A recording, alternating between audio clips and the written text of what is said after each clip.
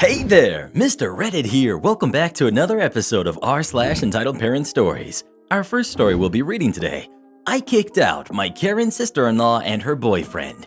After that, you can't just give away free coffee. And after that, told a Karen off while we were both waiting for our pizza. Now for every thumbs up this video gets, one Karen gets kicked out. But I haven't anywhere else to go. So please smash that like button. And if you're new, subscribe and turn on notifications for new stories from Reddit every single day. I kicked out my Karen sister-in-law and her boyfriend. Long story short, I'm 23 female, and my sister-in-law, who's 20, and her boyfriend, 20 male, have come to live with us because they got kicked out of the boyfriend's parents' house and then my in-laws' house. My in-laws struggle with substances, and my husband is my sister-in-law's only sibling. We told them they could come stay with us as long as they got jobs and sister-in-law got her GED, and they cleaned up themselves. We don't charge them any rent, and they only supposed to kick in like $200 a month for groceries when they started working. We have 2 kids, and my husband is the only one working currently. They've been here since the end of October, and only one of them is working. Altogether, I'd say they've worked maybe 3 weeks, and they're on workplace number 4. It's been 3 months. They argue with us when we tell them to do things, complain that the Wi-Fi doesn't reach their bedroom, so it makes playing video games hard, refuse to pay for any of the groceries or household supplies they use.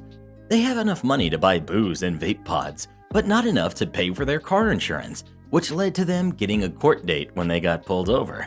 Guess who got to pay for their car insurance? Us.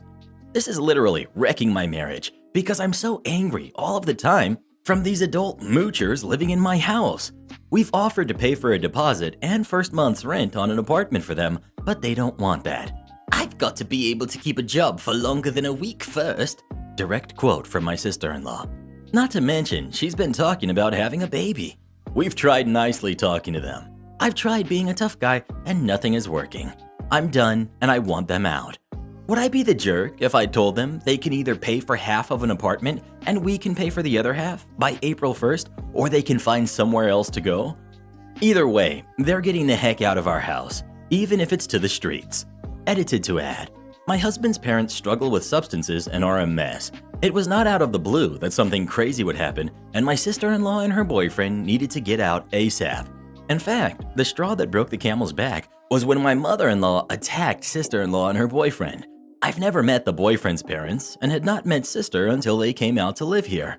They live across the country, and for obvious reasons, my husband tries to keep his distance, so he wasn't really sure what was going on with his sister either. They're not addicts or bad people, just incredibly irresponsible, disrespectful, lazy, and entitled to other people's stuff. My husband's grandmother also really encouraged us to have them come stay with us because she thought they'd do well here. Not trying to argue with anyone, just fill in any holes into our logic of allowing them to come stay with us. Obviously, we thought they were capable of functioning in society, or we wouldn't have given the expectations we did. Job, GED, be responsible, and clean up your mess, etc. Hope that helps clear things up. Well, what do you think? Would OP be the jerk if they kicked out Karen and her boyfriend, or not? Please let us know. I think OP will be the jerk if she lets them stay. Those in-laws sound insufferable. You can't just give away coffee. I worked as a shift, night, manager at a local chain pizzeria for some time in my college years. I was hired by Owen, the franchise owner. My store GM was Jay, but he spent most of his time at our new store. There were 2 other managers, Amy, who was day shift manager, and Bill, who was not officially a manager, but worked on Amy and my days off as the shift manager. This store was probably the most crime-ridden place I've ever worked. They actually had a second drawer, just for in case you got robbed. My first solo night, my driver was hurt during a robbery while getting into his car. Sometime during my first month, the store both got robbed and was broken into. Now, we were only a few blocks from the county jail and the sheriff's office, state police post, EMS garage, and right across the street from a firehouse. But that didn't seem to discourage those looking for a quick buck. So shortly after the store getting robbed, I found an old urn-style coffee maker in storage and got an idea. The next day on my way to work, I stopped at the local service supply store, picked up some coffee cups with lids and a little dry erase board. Mind you, I didn't have purchasing abilities yet, just picked it up out of my own pocket. I got to work, set it all up, and wrote on the sign, "Police, Fire, EMS, help yourself." The first couple days had no takers, but I did sell a couple cups for a few cents. It might have been a week when someone broke into one of the other businesses in the strip mall. Of course, the officers came in asking if we had seen anything, then helped themselves to a cup of coffee. From then on, we almost always had at least one officer either in the store or parked in the lot out front. And suddenly, we no longer had a bunch of crime at the store. Not only that, but they were coming in ordering food. Sales across the board shot up. It was a win-win in my book. Amy and Bill had both adopted the free coffee policy, and we all took turns restocking the coffee supply since Jay barely added anything extra to the automatic order as it was. Third month woes. We had a store meeting every month. I got in first, fired up the urn, and waited as Amy, Bill, and Jay trickled in for the meeting. Amy, Bill, and I all had a cup of coffee as Jay went through the usuals, and then laid into us on the coffee. Jay: "We're not giving away any more of my coffee." Amy, Bill, and I looked at each other. "We've been buying the coffee in cups. It's no loss to you, and sales are up." Jay: "We're not a coffee shop, and it costs me $1 for every cup. You can't give away $1 all the time." Me, knowing full well it was closer to a dime per cup.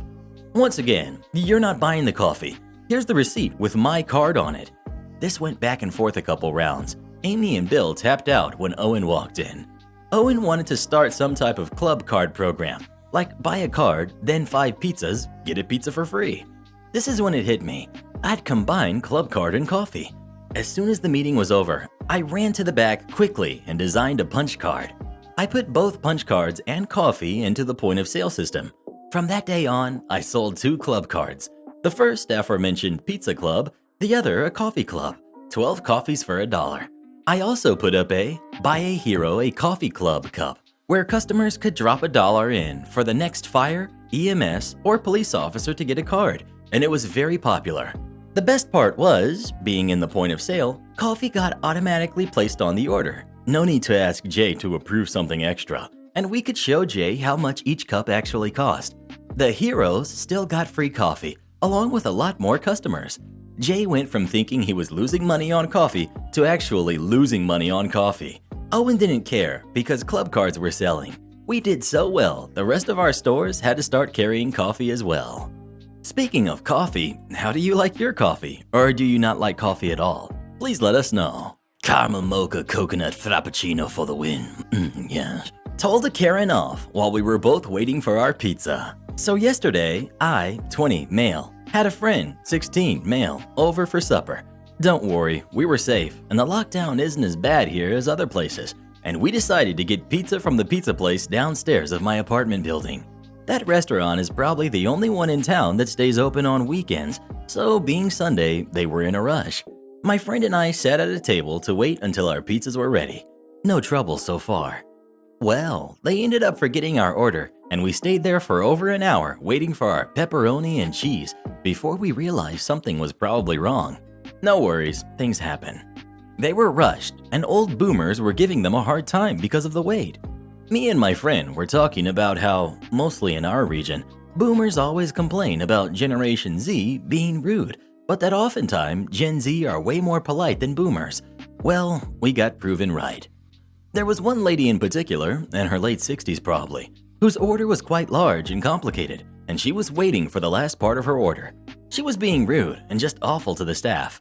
"I've been waiting for 15 minutes, and I still don't have my order." We had been there for an hour, and we weren't whining. "That part of my order is done.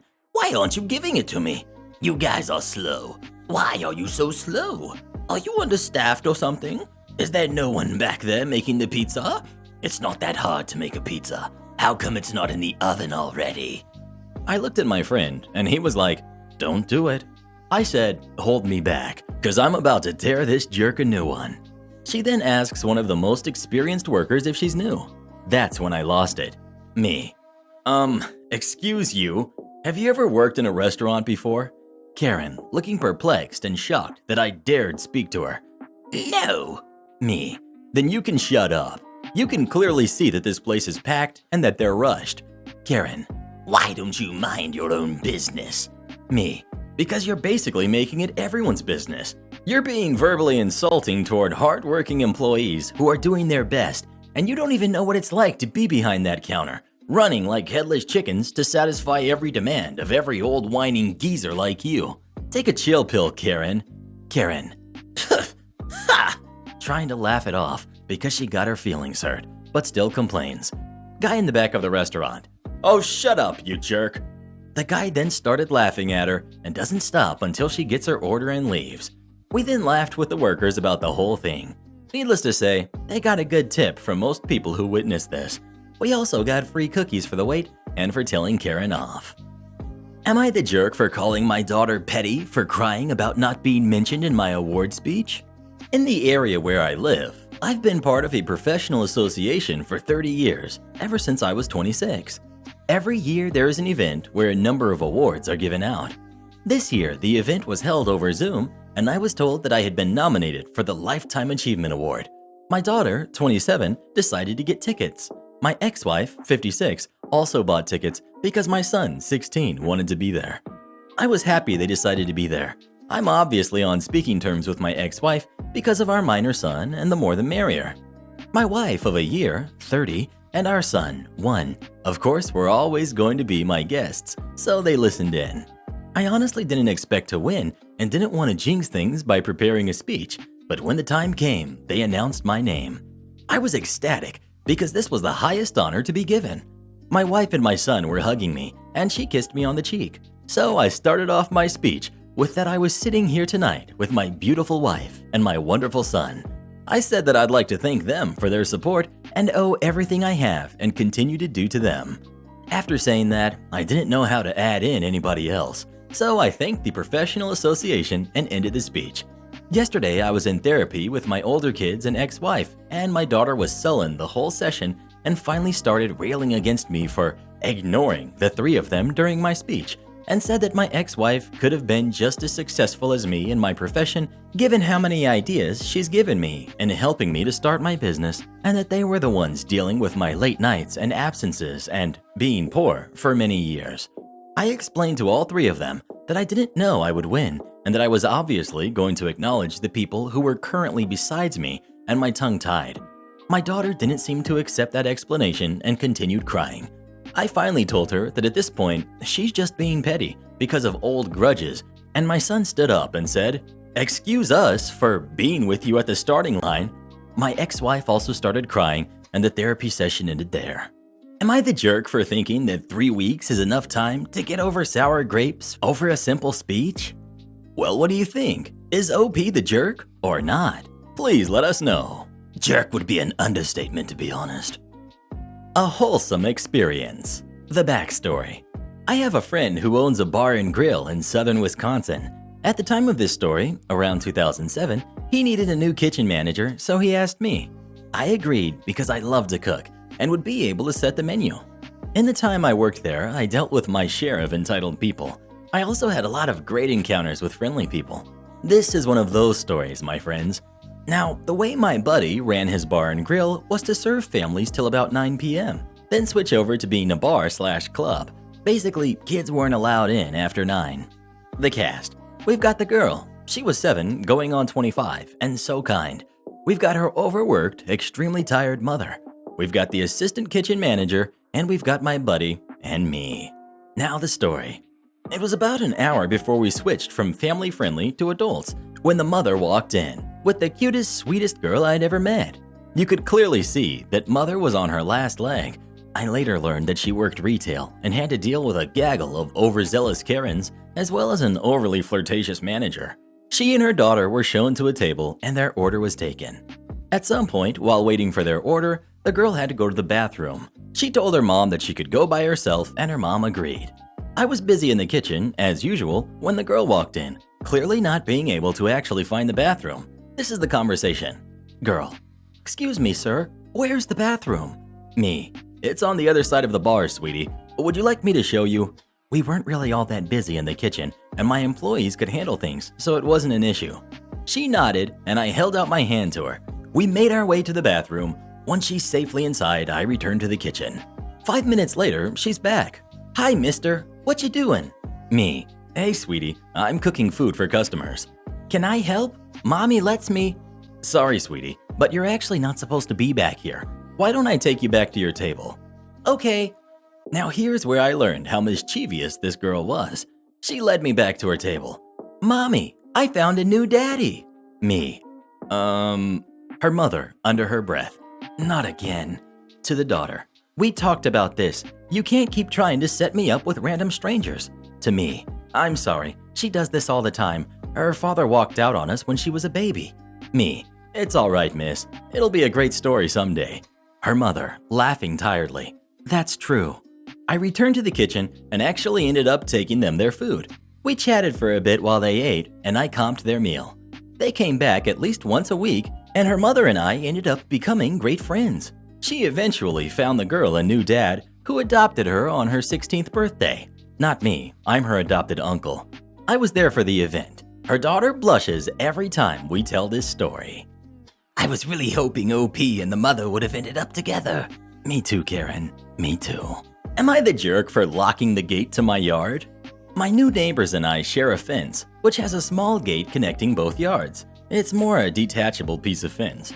The family who has lived there previously was good friends with my parents, who've also moved away some years ago. So having this gate was really just a nice thing to have. Since my parents moved, it went mainly unused and I never bothered getting rid of it. A few months ago, a family with 2 boys moved into the house. I was being friendly and told them about the yard access, figuring they wouldn't use it since we were just neighbors. Again, since lockdown, their boys had been spending time playing ball games in the yard, occasionally shooting one over the fence and entering without permission to get it back. And that's not even half of it. They've started playing their ball games over the fence, with one kid standing in my yard and the other kid in their own. I've also seen them petting my dog and playing hide and seek, giving them a warning every time and telling their parents that I do not want them in my yard. Granted, they don't break anything, they don't steal, they're not messing my garden up, and they're overall just really bored kids who want to expand their games. But it's my yard, and I get to decide who enters it. Anything else would be trespassing.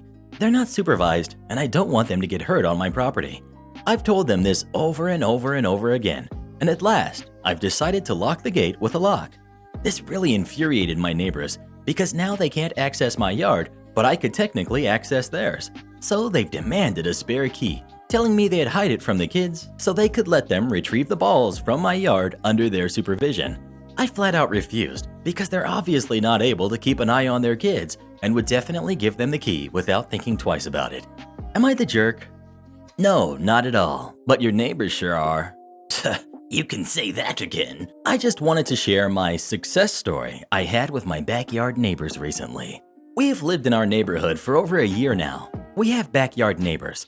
Their backyard joins to ours with a fence dividing and some trees, but we're still close together, maybe 50 feet apart. They let their dogs out all the time, and this wasn't and is not the problem we have with them. They have a 9th grader who lives with his grandparents that work all day, so when he's home alone with the dogs, he likes to get a little laid back with collecting them when they bark on the chain. When the grandparents are home, the dogs don't bark for more than a minute, but this 9th grader will leave the dogs out for 20 minutes, sometimes an hour when he's home alone. We've never talked to them and never given them trouble. If the dog barks a lot, we just put up with it. I know my local laws, and I could call and report the barking, but I don't want to start problems with my neighbors like that, and I love dogs. But this lazy kid will sit there at his back door and yell for the dogs to come for 5 to 10 minutes, and the dogs don't give a straight crap about him. So he just stands there and yells some more until he goes inside and lets them bark for a little longer. Eventually, he gets them to come. He's louder than the dogs barking when he bellows for them. Well, the other day, I finally was fed up with his screaming at the dogs, so while he was mid-scream, I opened my window and shouted, "Hey!" very short and fast. Closed my window, and that was that. Since then, the dogs have not been out and barking for more than a couple minutes, and when he wants them to come in, he actually gets his shoes on and walks over to them and grabs them. Blown away. I'm assuming he knows if his grandparents knew he was being lazy, they wouldn't be too pleased with him. And if any of them decide to lay into me about snapping at that 9th grader, I'll tell them, "Oh, he doesn't like being barked at? Imagine how we felt for the last year living behind you." Scout! Scout! Come! Come! Scout! The 9th grade neighbor every day, multiple times a day. Am I the jerk for telling my friend that she has no right getting mad that her Netflix account got canceled? So my friend is a heavy Netflix user. She was in the middle of a show when her account got canceled. However, she uses her friend's Netflix account, and I believe this friend was okay with them using it. However, today I was told that when she tried to log in, she received an incorrect password notification. And when a Netflix account gets canceled, the error says something along the lines of, "Would you like to renew?" She says she is upset at both, 1, being lied to, as the Netflix-owning friend lied about canceling the account when really she changed the password, and 2, being mid-show when the password was changed. I can kind of understand the part about being lied to, but not the mid-show part. She and I agree that it would be more mature for the Netflix-owning friend to just tell her and her family that they don't want them on the account anymore, but I understand why they lied, to be honest. However, I feel like she has no right about the fact that she no longer has access to the account. It's not hers, and she's not too close with the people who own the account. For example, if I give you my phone charger and I want it back, even though my phone is at 80%, then it's my right to get my charger back. It would be whack and odd of me to ask, but in the end, it's my property. She then kind of went on about how she doesn't want to hear about what's morally right and just wants to vent to process emotions. I get venting and wanting to express emotions, but in all honesty, I personally think that this isn't something that is valid to vent about. I don't know. Am I just an insensitive jerk? Edit. Thanks to all who have responded. I felt bad when she said she just wanted to vent, but even then I was like, come on man, this is not the right thing to be upset at. Well, what do you think? Does Karen have a right to be upset or not? Please let us know. Here's an idea, Karen. Get your own Netflix account. Fiance left me due to my health condition. I left her destitute. We dated for 4 years and had what I thought was a great relationship. We were both well-established professionals who both owned homes in the same neighborhood and both with daughters in the home. Her daughter was 11 and mine was 16 when we met. We had actually planned to get married, build a house, and raise the two together. We planned the house build because she had recently been diagnosed with a neurological disease that would eventually put her in a wheelchair and need something ADA friendly. During the planning stages, I began doing landscape and construction projects on her home to increase the resale value. All in, I invested roughly $30,000 into the home, running everything through my side construction business for tax, permitting, and resale purposes. We had a contract that payment would be made upon the sale of the home. I produced invoices for each and every project, but never pushed for payment because of the prior agreement. Fast forward 6 months, we're looking at property to develop and finalizing drawings on the home when I began feeling ill. I couldn't eat, constantly vomiting and passing blood. I began noticing that my abdomen looked swollen, which was odd because we were both very clean eaters and were in the gym every day. So I went to the doctor and began having tests done. During this time, she began having small cognitive issues, and the stress of her current position was exacerbating her condition. So she took a $20,000 per annum cut in pay along with a lesser position inside the company. After a month or so of different tests and a biopsy, it came back that I had a golf ball-sized tumor in my stomach and would need to begin chemotherapy. So I began chemo and radiation treatments, which made me, expectedly so, extremely ill. She was spending time helping around my place on the weekends and staying over more, to the point that they were both at my home more than theirs. At this point, I suggested that we go ahead and put one of our houses on the market and move in together until the new house was built. I have great supplemental insurance as well as a long-term illness plan, so using that coupled with the sale of one of our houses would push us through comfortably and help ease the financial stress on her. Shortly after this discussion, she became extremely distant. Her daughter wasn't coming down and hanging out with mine anymore. She had excuses for not getting together. She quit driving me to treatments and stopped staying over. She then dropped a bomb, a sentence that will forever be burned into my psyche. I love you, but I can't see myself taking care of someone this sick in the long term, and I don't think we should see each other any longer. In a text. It broke me, I won't lie. This was the first woman I had ever opened up to and planned a life with since my wife died when my kids were 1 and 3. However, I tried to be mature about it. I forced myself to understand her position and to accept what I could not change. I calmly, the next day, gathered all of her things, packed them neatly, loaded them into my truck, and took them to her house to leave on the back porch while she was at work, in order to avoid any awkward exchanges. Walking around the back and under the porch cover, I sat down in a box and saw her in the back living room on the couch, hooking up with a guy that she had introduced me to as a lifelong friend. I had dinner and drinks with this man and his girlfriend. We had gone on vacation with them as well. I never spoke on the incident with her and simply sent her a text later explaining that I would leave her things on my side porch to pick up at her convenience. I discovered 8 or 9 months later from his now ex-girlfriend that they had broken up due to him confessing that he had been hooking up with my significant other dating back to about the time we were finishing drawings on the new home. Now I'm mad. Revenge time.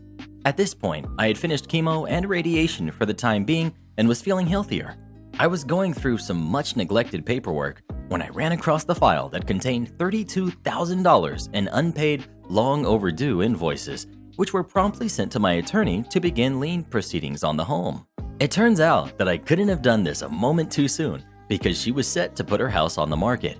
Coupled with interest over the course of what was then 19 months overdue, the invoices were hefty.